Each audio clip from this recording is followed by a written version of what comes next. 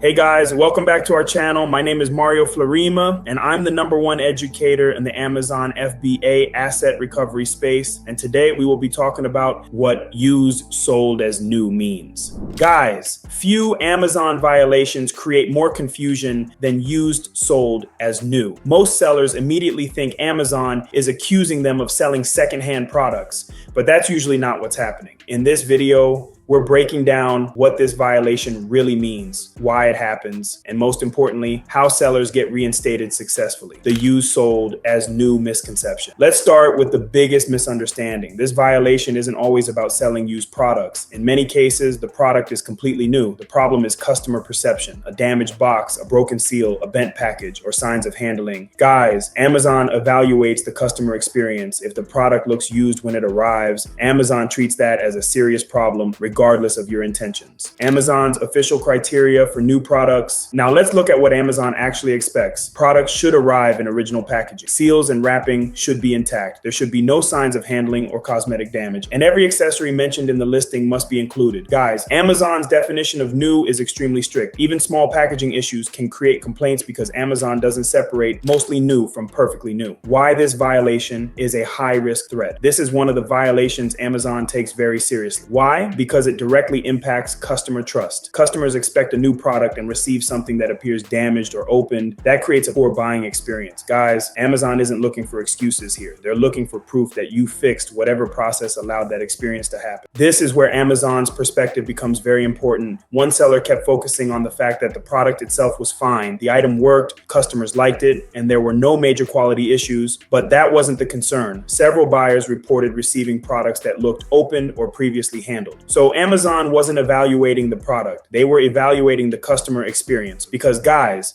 once customer trust gets affected, Amazon wants proof that the process has been fixed. Identifying root causes, poor quality control. A lot of these complaints start long before the customer receives the product. Inventory arrives, nobody inspects it carefully. Damaged units slip through, packaging defects get missed, and customers become the first people to discover the problem. Guys, without proper quality control, even brand new inventory can trigger used sold as new complaints. Improper packaging, a silent violation. Here's a problem many sellers overlook. The product leaves your warehouse in perfect condition, but it doesn't arrive that way. Weak packaging, poor cushioning, insufficient protection, all of these can create damage during transit.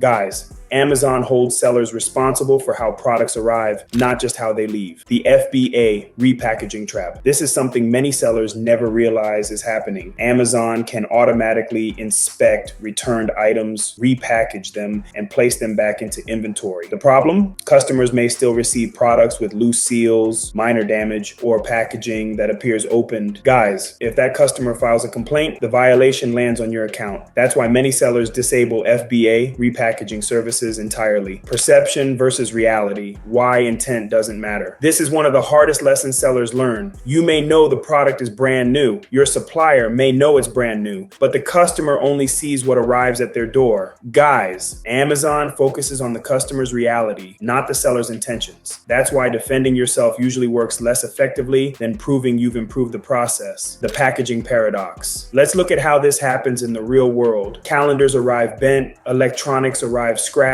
seals break during transit, boxes get crushed in fulfillment centers. The product started out new, but by the time they reach customers, they no longer look new. Guys, that's why packaging standards are often just as important as product quality. How Amazon's AI detects condition violations. Believe it or not, Amazon systems are constantly looking for warning signs, customer reviews, return reasons, voice of the customer reports, buyer feedback. All of it gets analyzed. Guys, just a handful of similar complaints on the same ASIN can trigger an automated investigation. Amazon's AI isn't just counting complaints, it's looking for patterns, tracking inventory integrity with FNSKU. Now let's talk about one of the best tools sellers have for protecting inventory. FNSKU create a direct connection between inventory and your account. Without them, inventory can become commingled with products from other sellers. Guys, one seller's damage return can become another seller's customer complaint. That's why many experienced sellers rely on FNSKU only faulty inventory tracking. The appeal process, shifting from defense to proof. This is where many appeals go wrong. Sellers spend pages explaining why they're innocent. Amazon isn't looking for that. Amazon wants proof the problem has been fixed. Root cause analysis, corrective actions, prevention systems. Guys, successful appeals focus on risk reduction, not defending intent. Conducting a data-driven root cause analysis. Amazon wants specifics, not guesses, not assumptions. Review FBA return reports. Analyze voice of the customer data. Track individual return patterns. Guys, the stronger your data is, the more credible your appeal becomes. Amazon wants evidence showing exactly where the process failed. Immediate corrective actions for reinstatement. Once you've identified the issue, action comes next. Damaged inventory should be removed, listings should be reviewed, processes should be updated, and every action should be documented. Guys, Amazon expects a fast response. Delays often signal weak operational control. Building enforceable preventive systems. Fixing one problem isn't enough. Amazon wants systems that prevent future problems, better packaging standards, quality control checklists, inspection procedures, employee accountability. Guys, prevention systems carry a lot of weight because they show long-term operational improvements, critical mistakes to avoid in your appeal. Let's talk about what not to do. Don't blame customers. Don't use vague promises. Don't ignore Amazon's questions, and don't write emotional appeals. Guys, Amazon doesn't evaluate sympathy. Amazon evaluates risk. The stronger and more specific your answers are, the better your chances become. This is a mistake that turns small problems into bigger ones. One business owner submitted an appeal filled with explanations about why the complaint wasn't fair. Most of the response focused on defending the business. Very little focused on Amazon's actual concerns. There were no clear corrective actions, no detailed prevention steps, and several questions went unanswered. The appeal was denied because, in other words, Amazon isn't looking for the best argument. They're looking for the best solution. Essential documentation and invoices. When Amazon asks for evidence, documentation becomes critical. Invoices, supplier information, authorization letters, quality control records, inspection logs. Guys, Amazon may even verify suppliers directly. That's why every document should be accurate, organized, and easy to validate. Advanced tactics for high-risk categories. Some categories require even more protection. Electronics, luxury products, collectibles, high-value inventory. For these products, stronger packaging, FNSKU tracking, and disabling FBA repackaging services become even more important. Guys, higher-risk products require higher-level controls. Your 7-day action plan to reinstatement. If you're suspended, don't rush. Start by investigating the problem, then implement system fixes. Gather documentation, build a strong plan of action, and finally, submit a complete appeal.